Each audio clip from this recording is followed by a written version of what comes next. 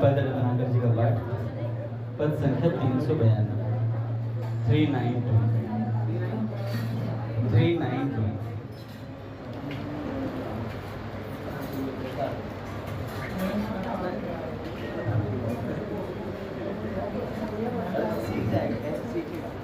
मेरे जीवन जीवन मेरे जीवन के रस, मेरे जीवन जीवन मेरे जीवन के रस, मेरे भीतर बाहर मेरे केवल सर्वस, मेरे भीतर बाहर मेरे केवल सर्वस।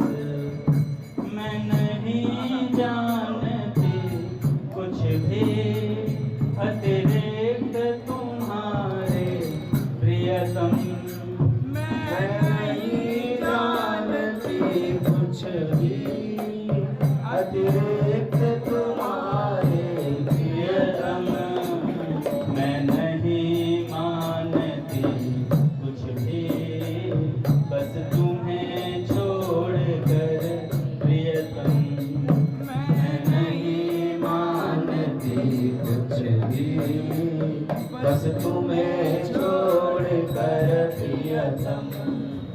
हर सभी पृथकता मेरे रह गए तुम ही तुम, हर सभी पृथकता मेरे रह गए तुम ही तुम, कर आत्मसात मैं मेरा सब कुछ अपने में ही तुम, कर आत्मसात मैं मेरा सब कुछ अपने में ही तुम।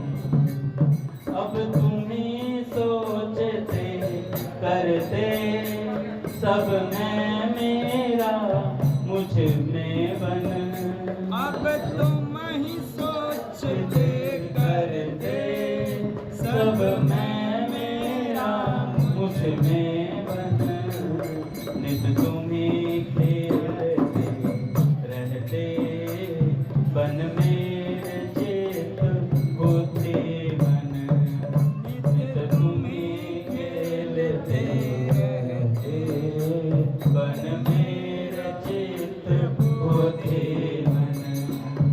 आनंद मुझे तुम देते नित बने पृथक लीला में, आनंद मुझे तुम देते नित बने पृथक लीला में, अपने में अपने से ही तुम होते प्रकट कभी है, अपने में अपने से ही तुम होते प्रकट कभी है। नित मिलन विरह की लीला चलती यो सतत अपरिमित, नित मिलन विरह की लीला चलती यो सतत अपरिमित, होते सब खेल अनोखे नित सुख वांछा से विरहित, होते सब खेल अनोखे नित सुख वांछा से विरहित,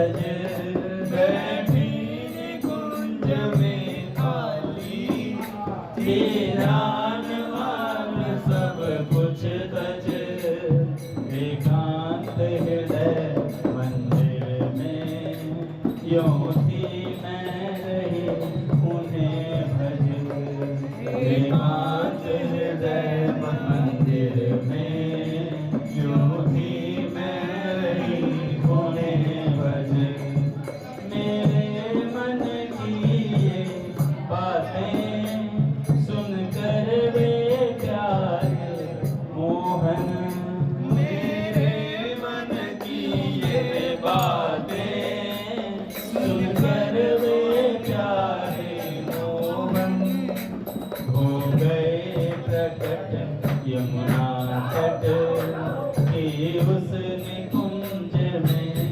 सोहन हो गए प्रकट यमुना तट की उस निकुंज में सोहन पुर से अंतरहित सहसा हो गए प्राण जीवन धन पुर से अंतरहित सहसा हो गए प्राण जीवन धन व्याकुलता उदय हुई यदि खुल गए नेत्र बस तत्क्षण व्याकुलता उदय हुई यदि खुल गए नेत्र बस तत्क्षण वे देख रहे थे मुझको रस भरे दृगों से अपलक वे देख रहे थे मुझको रस भरे दृगों से अपलक मिलने की उठी हृदय में अत्यंत तीव्रतम सुललक मिलने की उठी हृदय में अत्यंत तीव्रतम सुललक बस मुझे लगा ली उर से निज स्वयं भुजाओं में भर बस मुझे लगा ली उर से निज स्वयं भुजाओं में भर रस भरे दृगों से आंसू बह चले प्रेम के झर झर रस भरे दृगों से आंसू बह चले प्रेम के झर झर राधा राधा राधा राधा राधा राधा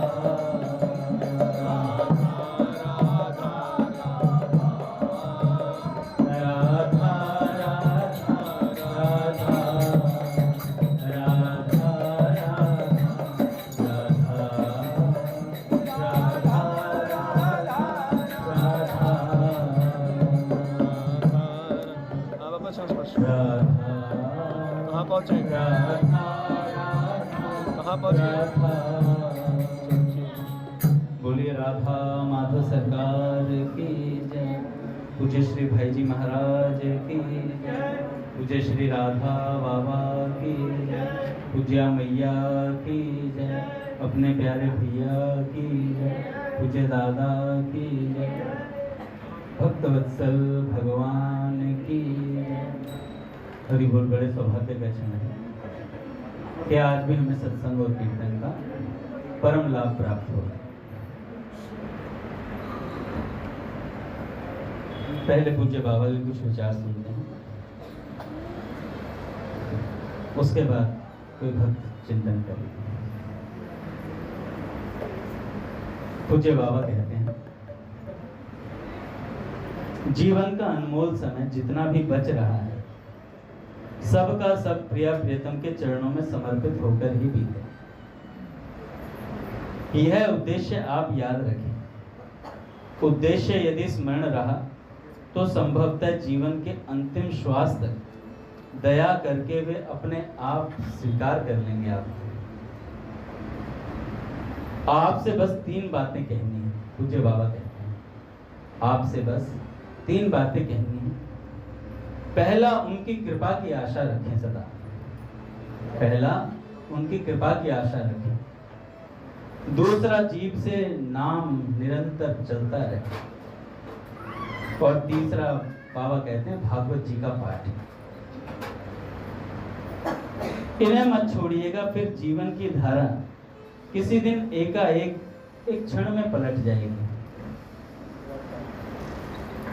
यह सत्य है कि शरीर तो एक दिन जाएगा ही, पर शरीर भी आपका नहीं है।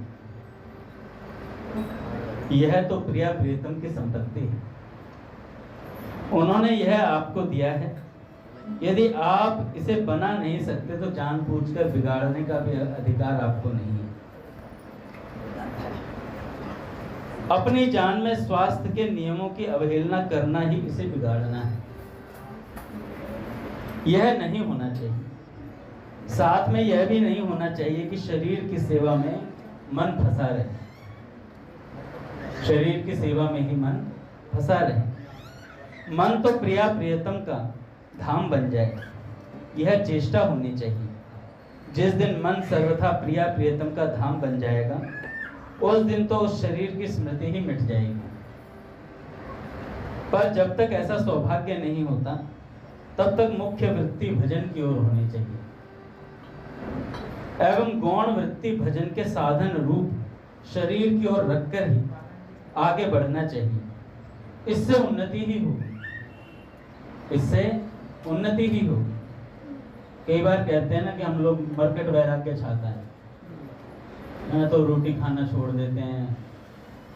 अच्छा, भजन तो सधा नहीं, शरीर भी गया काम से। तो भजन सजता नहीं है और शरीर भी काम से चला जाता है। फिर उसका इलाज करते फिरते हैं। फिर शरीर का इलाज करते फिरते हैं कि भाई शरीर मेरा भजन तो हुआ ही नहीं, है ना। तो इसलिए जानबूझकर शरीर नहीं बिगाड़ना है। वो एक अवस्था अलग होती है जब प्रिया प्रियतम में मन रम जाता है। उसके बाद तो शरीर के संभार प्रभु करते हैं। पूज्य प्रेमानंद जी महाराज से एक साधक ने कहा, महाराज जी, जब श्री जी आपके सामने प्रकट होंगे तो आप क्या मांगिएगा? तो महाराज जी कहने लगे, मांगिएगा क्या? हम श्री जी से कहेंगे, श्री जी आप हमसे क्या चाहती हैं बताइए। इस शरीर का ये अंतिम क्षण है, इसके बाद हम आपकी सेवा में आ जाएंगे। इस शरीर के इस अंतिम क्षण में आप मुझसे कुछ चाहती हैं तो बताइए। तो बड़ा विलक्षण भाव संतों का रहता है। तो साधन रूप इस शरीर की संभार करनी चाहिए, पर इतनी भी संभार ना हो कि भजन कीर्तन नहीं हो रहा है, जिम में ही पड़े बंदा 5-5, 10-10 घंटे, 5-5, 10-10 घंटे जिम में ही पड़ा बंदा। खबच्चियां निकल गई, पंख लग गए, वो उड़ ही रहा है, उड़ भी नहीं पा रहा है क्योंकि भारी इतना हो गया।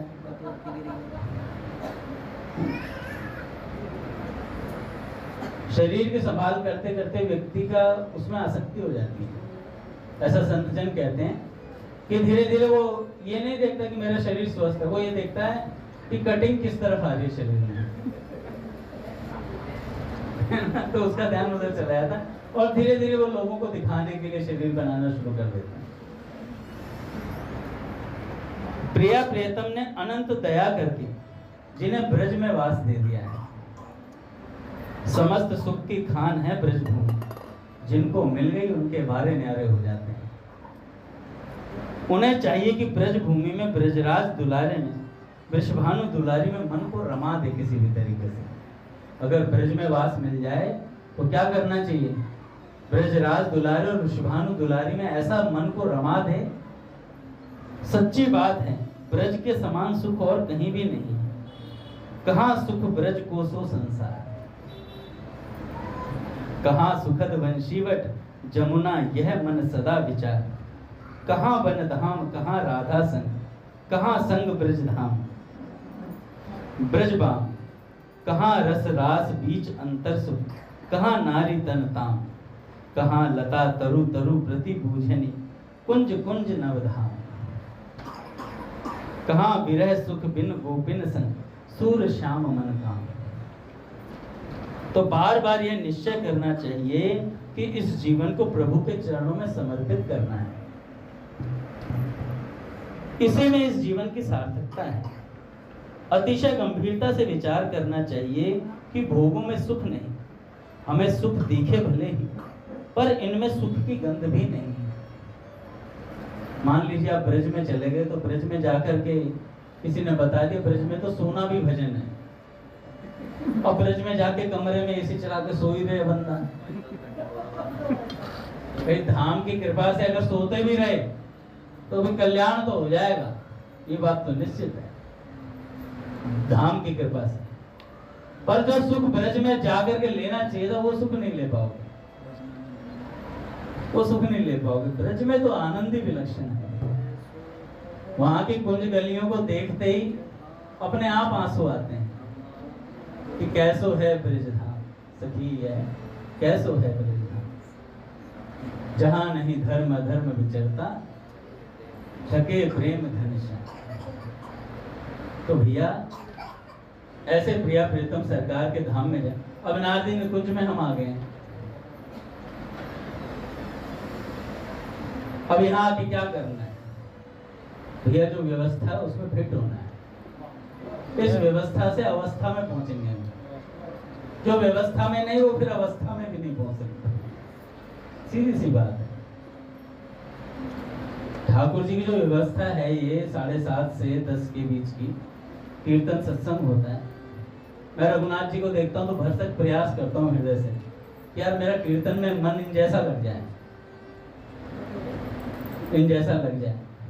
आजकल कार्तिक को देखता हूँ तो दिमाग खराब हो जाता है, क्योंकि मैंने 2010 में एक बार बैंजो बजाना सीखने की कोशिश करी थी, क्योंकि महादेव जी को देखा था 2010 में यात्रा में बजा रहे थे। तो मैंने कहा यार मैं भी ऐसे ताबड़तोड़ बैंजो बजाऊंगा।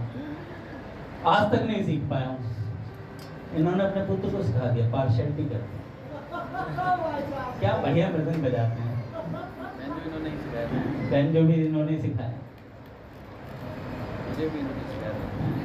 देखो प्रहलाद को भी सिखा दिया, मुझे नहीं सिखा रहे हैं। जेलस फैक्टर है।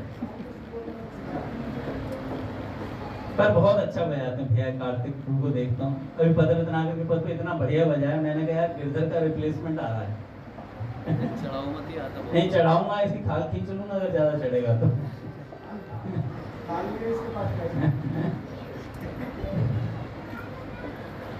ये आते ही प्रणाम करता है और थोड़ी सी इसके चेहरे में किलिंग स्माइल रहती है। मैंने कहा ये चेहरे में जो हंसी है ना ये महादेव जी वाली है, ये हंसता तो है। प्रणाम करेगा तो ऐसे करेगा जो चिढ़ा के जा रहा हूं मुझे। लेकिन ये स्टाइल है इसका, मैं सुधार दूंगा स्टाइल को। तो बड़ा प्यारा बच्चा है भैया। मृदंग बजाते हैं तो ऐसा लगता है कि भैया ये लोग जीवन में कुछ करते हैं। जब हम इनकी उम्र में तो महादेव जी ने सही बोला, मैं यही बोलने वाला था। गलियों में कंचे खेलते थे, हम लोगों को पता ही नहीं था मृदंग बैंजो वगैरह कुछ होता है। कृष्णापुर का पुराना वाला घर था, उसके सामने खाली प्लॉट था, वहां पर कंचे खेलते रहते थे। दिन में 2 बार पापा आते थे और बजा के वापस ले जाते थे, खूब लट फेरते थे। अब ये देखो इन बच्चों का कितना सौभाग्य है भैया, यहाँ आकर के कीर्तन में मृदंग वगैरह भगवान की सेवा कर रहे हैं। अब खाली प्लॉट भी नहीं है, ये कंचे खेलें। तो मंदिर में आ गए तो हमें भैया क्या करना है? प्रिया प्रीतम की स्मृति में समय बिताना है। किसी ना किसी तरीके से कीर्तन में मन लग जाए, रम जाए हमारा मन। सत्संग में आए तो सत्संग में मन लग जाए। सत्संग में सुनी बात को घर पर जाकर के मनन करें कि भैया आज क्या बाबा ने बताया, क्या प्रसंग रखा बार बार, तो उसको बार बार उसका चिंतन करें। हम क्या करते हैं, यहीं सुना यहीं झाड़ कर चल देते हैं। खत्म सत्संग खत्म, 9:30 ओवर हो गया, अपना आरती करी और जय राम जी की, घर खाए गए, खाए पिए सो गए। अगले दिन फिर आगे ये रूटीन सा बना हुआ है एक तरीके। रूटीन भी ठीक है, इस रूटीन से भी चलोगे तो कुछ तो मिलेगा। पर जिसे जल्दी चाहिए, चलना भी जल्दी पड़ेगा फिर उसके लिए। जिसे जल्दी कोई वस्तु चाहिए तो उसके लिए जल्दी चलना पड़ता है। तो पूज्य बाबा कहते हैं बार बार निश्चय करो कि इस जीवन को प्रभु के चरणों में समर्पित करना है। इसी जीवन में अगर प्रभु को पा लिया तो इस जीवन की सार्थकता है। अतिशय गंभीरता से विचार करना चाहिए कि भोगों में सुख नहीं है। भगवान गीता जी में कहते हैं कि भैया ये दुख योनि है। इस प्रकार बार बार विचार करके जिस जिस विषय की ओर जहां जाए वहां से मन को हटाकर नित्य आनंद में प्रभु में लगाना चाहिए। दो बात का मोह सबसे अधिक होता है व्यक्ति को। दो बातों का मोह सबसे अधिक होता है व्यक्ति को। पहला शरीर का सुख और दूसरा नाम का। पहला शरीर का और दूसरा नाम का, दो बातों का। शरीर को मनचाहा आराम मिलता रहे एवं लोगों में मेरा खूब नाम हो जाए, लोगों में मेरा खूब सम्मान हो जाए, खूब आदर हो। ये दो मोह परमार्थ के मार्ग में बढ़ने वाले पुरुषों में भी देखे जाते हैं भैया, कि हमारा नाम हो जाए। अब हमारे कार्तिक गुरु अच्छा मृदंग बजाते हैं, आज तुझ पे बोलूंगा। कल को कोई इनकी उम्र का बच्चा दूसरा बजा रहा होगा मृदंग, इनके मन में आएगा भाई क्या बजा रहा है, मैं बजाता तो क्या बजाता, मैं बजाता तो क्या बढ़िया तरीके से बजाता। ये थोड़ी गलती कर रहा था।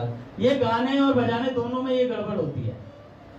कौन कह रहे थे पूज्य मलुक पेट वाले सरकार महाराज, वो कह रहे थे गाने वाले में खास बात होती है। जिसे अच्छा गाना गाना होता आता है ना, वो जो खराब गा रहा होता है एक मुर्गी कम ली है,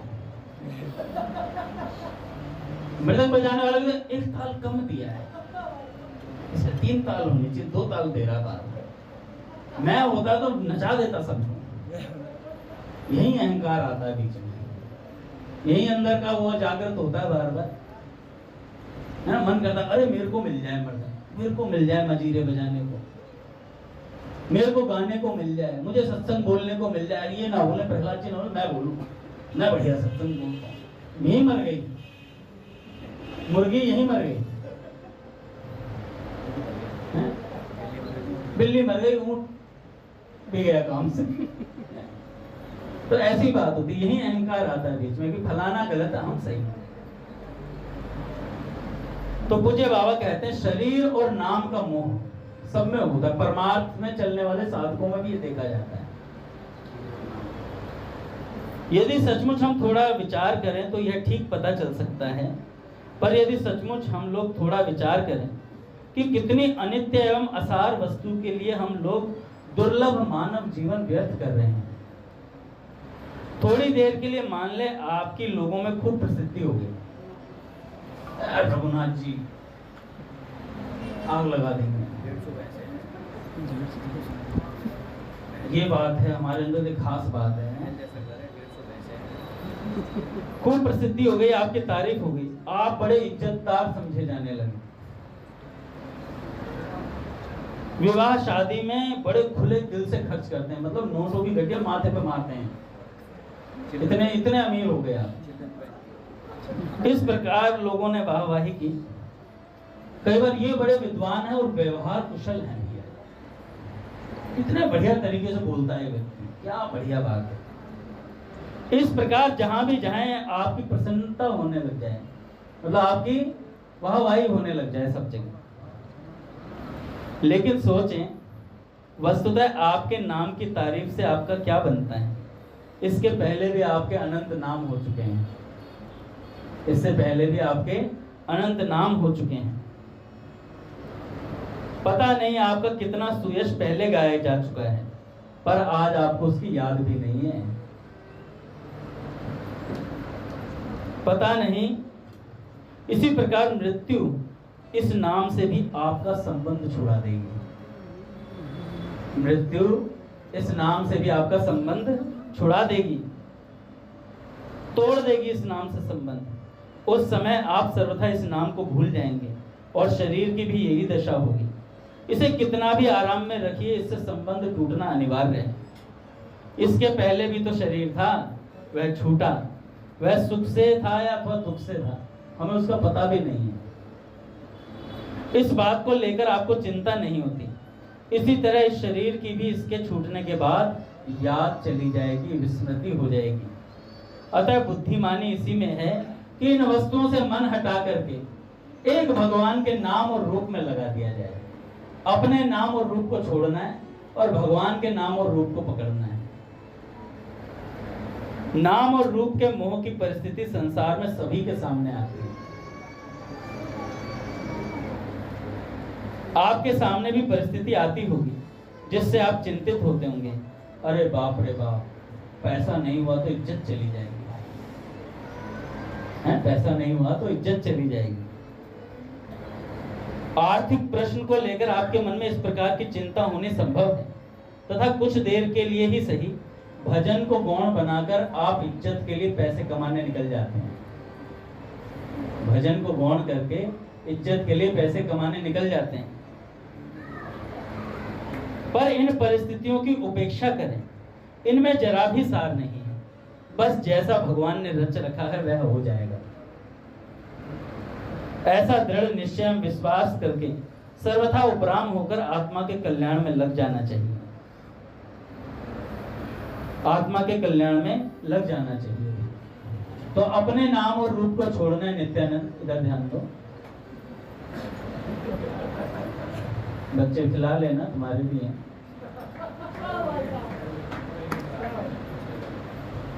बड़ा मजा आता है जब किसी दूसरे की थोड़ी सी फजीती करी जाए। वाह वाह वाह, पकड़ा गया बंदा।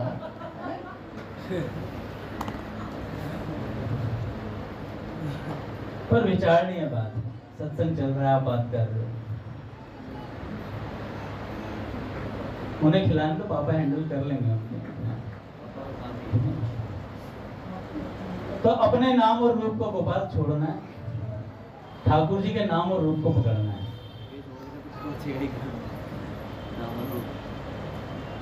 पकड़े कैसे? संतों की कृपा से पकड़ में आता है। अच्छा, संत को तो हम मान लेते हैं संत। प्रहलाद जी एक दिव्य कोटि के संत हैं। मैं इनके चारों तरफ घूमूं, इनकी बात ना मानूं, कैसा लगेगा? भाई माला कराकर माला नहीं करूंगा, सत्संग सुनाकर सत्संग नहीं सुनूंगा, सेवा कराकर सेवा नहीं करूंगा। ठीक राजा, उनके जो राजगुरु थे, राजा ने पूछा, गुरुदेव आप तो बड़े ज्ञानी हैं, विद्वान हैं, कुछ बताओ मेरा कल्याण कैसे हो। आजकल के लड़कों से पूछोगे जो नोएडा वगैरह में जो, उन्हें तो यही नहीं पता कल्याण है क्या वस्तु। नाम शब्द ही पहली बार सुने होंगे उन्होंने, कल्याण कुछ होता है नहीं पता होगा। उन्हें कल्याण सिंह समझ में आता होगा, जो उत्तर प्रदेश के भी मुख्यमंत्री रहे हो। तो हमें संतों की कृपा से पता चलता है कि कल्याण क्या होता है। कल्याण है 84 लाख योनियों में भटकते हुआ जीव जब भगवान की तरफ चलता है, मोक्ष को प्राप्त करता है, उसे कल्याण कहते हैं। और भगवत प्रेमी तो मोक्ष को भी दरकिनार कर देता है, कहता मुक्ति नौन सी खारी लागे।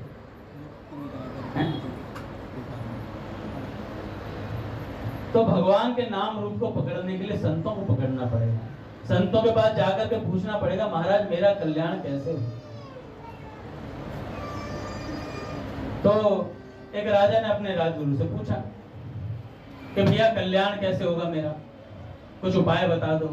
तो गुरुजी थे, गुरुजी ज्ञानी थे, गुरुजी ने शास्त्रों में पढ़ा था भैया जीव को सत्संग करना चाहिए। तो उन्होंने राजा से कहा, राजा सत्संग किया कर। अरे अरे महाराज टाइम कहाँ होता है, इतना काम में इतना व्यस्त हूं, सत्संग के लिए समय ही नहीं। तो उन्होंने बोला कि भाई नाम जपा कर। राजा ने कहा नाम के लिए भी समय नहीं है। उन्होंने कहा भाई दान किया कर। अरे दान तो बहुत करते हैं, हम दे देता हूं, तुम तो दान कर दो। कोई और मार्ग बताओ। उन्होंने कहा कि काम कर सकते हैं। तो राजा ने कहा बताइए महाराज। 3 तो कैंसिल कर दी।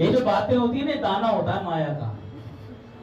जब हम पीछे बैठे होते हैं ना, सत्संग चल रहा होता है, तो इधर उधर के लोग कुछ ना कुछ दो चार टोंट इधर मार देते हैं, इधर मार देते हैं। ये माया का दाना होता है और हम चुग लेते हैं, तत्काल चुग लेते हैं। यहीं पे मारे जाओगे, पीछे फिर पछताओगे। ऐसा दाना है, कंकड़ से भी भारी है, दांत तोड़ देगा तुम्हारे। मम माया दुरत्या। अच्छा, कैसे दांत टूटेंगे? ये दोबारा नहीं मिलेगा सत्संग, टूट गए दांत और दोबारा आएंगे भी नहीं दांत। ये सत्संग दोबारा नहीं मिलेगा भैया। प्राप्त वस्तु का अनादर करना, भगवान बड़े खींचते हैं इस वस्तु से, इस बात से। भगवान कहते हैं जो वस्तु तुझे प्राप्त है उसका तूने अनादर कर दिया, उसके बाद भैया फिर भगवान अच्छे से लपेटते हैं। और भगवान की मार सहन नहीं होती है, भगवान की मार फिर सहन नहीं होती है। जब ये सत्संग छिन जाएगा हमसे, जब ये नाम जब हमसे छिन जाएगा, तब हमें पता लगेगा नाम और सत्संग कितना जरूरी होता है जीवन में। एक संत थे, उन्होंने पूज्य भक्तमाली जी महाराज से कहा, महाराज जी नाम से कुछ लाभ नहीं हो रहा है, 30 वर्षों से जप रहा हूँ। तो महाराज जी ने कहा, छोड़ दो ना, जिस वस्तु से लाभ नहीं है तो छोड़ दो। जैसे छोड़ने की बात हुई तो महाराज नेत्रों से आंसू बह चले। कह रहे महाराज जी ये छूट नहीं सकता। कह रहे अरे बाबरे, नाम से प्रेम हो गया, इससे बड़ी वस्तु और क्या है? क्या चाहिए? कैसा अनुभव चाहिए? हमें चाहिए महाराज चमत्कार, कि तुम्हारे सामने हाथ से कबूतर प्रकट कर दे, हैं? 500 का नोट 1000 का बना दे। तो ऐसा चमत्कार की आशा मत रखो। भगवान से प्रेम हो जाए, नाम से प्रेम हो जाए, सत्संग में प्रेम हो जाए, इससे बड़ी अनुभूति कोई नहीं है। और जो चमत्कार के चक्कर में पड़ता है वो जल्दी निकल जाता है। सच बता रहा हूं मैं, फिर अनुभूति नहीं हो रही। बहुत तगड़ी अनुभूति है कि हमारा नाम में प्रेम है, बहुत तगड़ी अनुभूति है कि हमारा सत्संग में प्रेम है। और सबसे बड़ी अनुभूति तो है बिना कुछ किए सत्संग मिल रहा है, इससे बड़ी अनुभूति कुछ नहीं। सत्संग में बैठे हैं, पूज्य मलुकपीठ सरकार कहते हैं सत्संग भगवान की गोद है। तो हम सत्संग में बैठते हैं तो भगवान की गोद में बैठते हैं। तो राजा ने अपने गुरुजी से कहा, गुरुजी उपाय बताओ। गुरुजी ने बताया, चल दाने डाला करो। दाने डालने लगे महाराज। 1 महीना हो गया, छत महाराज भरने लगी पक्षियों से। 2 हंसों का जोड़ा जा रहा था। उन्होंने देखा भाई हमारी प्रजाति के इतने पक्षी, और जैसे ही देखा तो दोनों हंस उतर करके छत पर आ गए। जैसे ही छत पर आए तो राजा ने देखा भाई 2 अलग पक्षी आए हैं, विलक्षण सफेद कलर के। और जाकर के गुरुजी से कहा, गुरुजी आज विलक्षण 2 पक्षी आए हैं। गुरुजी ऊपर आए, गुरुजी ने देखा, अरे बाप रे बाप। गुरुजी की आंखें खुली रही। गुरुजी ने राजा से कहा, राजा ये तो हंसों का जोड़ा है, यहाँ इनके दर्शन बड़े दुर्लभ है, नहीं तो मानसरोवर पर ही होते हैं कैलाश में। तुम्हारी छत पर आए। तो उन्होंने कहा मैं कैसे मानूं ये हंस है।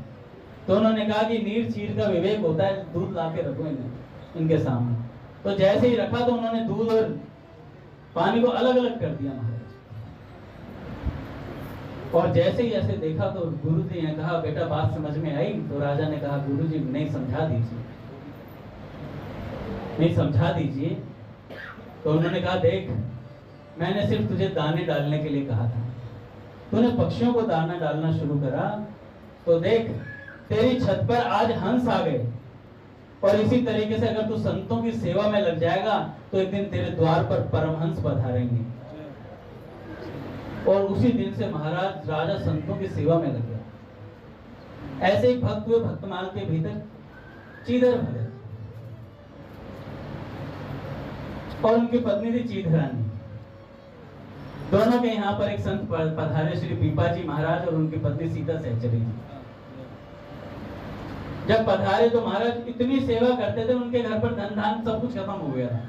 अच्छा था धन था, पर सेवा करते करते समाप्त हो गया था। तो जिस दिन वो आए तो घर पर कुछ था नहीं। जो चीदर भगत की पत्नी थी, उन्होंने कहा कि अब कुछ बचा नहीं है, मेरे शरीर पर एक ये 80 कली का घाघरा है, तो आप ऐसा करो, इस घाघरे को बेच करके संत की सेवा करो। और महाराज उन्होंने वो एक वस्त्र उनके शरीर पर था, वो उतार कर भी अपने पति को दे दिया और खुद अंदर जाकर के कमरे में बैठ गए। छोटे राधा माधव प्रभु, छोटे राधा माधव सत्संग में, तो अंदर बैठ गई जाकर। जब अंदर बैठ गए तो सीता सहचरी जी और पीपा जी महाराज आए, प्रसाद लगा। तो सीता सहचरी जी ने कहा कि भैया जिन्होंने प्रसाद बनाया है उन्हें भी साथ बैठना चाहिए। तो चीदर जी ने कहा कि वो नहीं आ पाएंगे, आप पाइए। तो सीता सहचरी जी ने कहा नहीं नहीं, उन्हें भी साथ लिया जाएगा। वो है कहाँ? अंदर जाकर के देखा तो वो निवस्त्र बैठी हुई थी, वस्त्र नहीं था उनके शरीर पर। धर्म पत्नी थी चीदर भगत जी। तो सीता सहचरी जी गई और जाकर के उन्होंने अपनी साड़ी से थोड़ा वस्त्र देकर के उन्हें शरीर पर वस्त्र धारण करवाया। और आकर के जब पीपा जी महाराज ने पूछा सीता सहचरी जी से कि क्या बात हुई, तो उन्होंने ऐसे ऐसे उनकी सारी बात बताई। तो उनको बड़ा अजीब सा लगा। उन्होंने कहा कि देखो कैसी अद्भुत संत सेवा है कि अपने शरीर का आखिरी वस्त्र भी सेवा में न्यौछावर कर दिया। तो सीता सहचरी जी ने पीपा जी से कहा क्यों ना हम भी कुछ इनकी सेवा के लिए करें। और महाराज सीता सहचरी जी बहुत सुंदर थी, बहुत सुंदर थी। और उन्होंने कहा कि मैं इतनी सुंदर हूं तो क्यों ना अपने शरीर को बेच दूं बाजार में। पीपा जी महाराज बहुत उच्च कोटि के संत थे, सीता सहचरी जी भी। और जाकर बाजार में खड़े हो गए। और महाराज जो भी सीता सहचरी जी को देखे तो बड़ा आकर्षित हो। पर एक खास बात थी सीता सहचरी जी, इतनी उच्च कोटि की संत थी, उनको जो भी जिस भी दृष्टि से देखता उसके विकारों का सर्वथा नाश हो जाता था। ऐसा सीता सहचरी जी का तेज था। तब किसी ने पूछा आप ऐसे ही बाजार में क्यों खड़े हैं यहाँ पर? तो सीता सहचरी जी ने कहा कि भैया हमें संत सेवा के लिए पैसा इकट्ठा करना।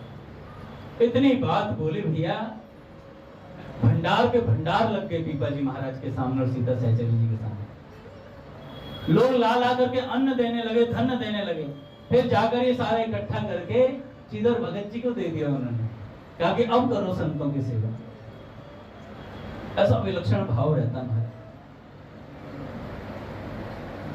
तो जरा सी सेवा से, संतों की जरा सी बात मानने मात्र से जीव का कल्याण हो जाता है। पूज्य मलुकपीठ सरकार, चलो कल सुनाऊंगा, समय हो गया, आरती करो। बोलिए राधा माधव सरकार।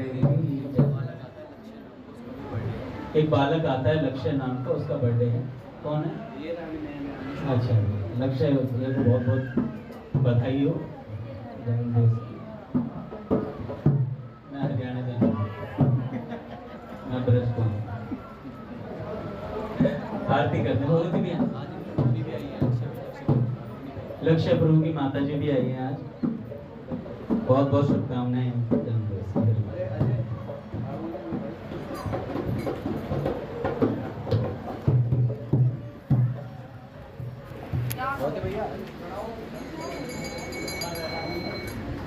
तुम जाते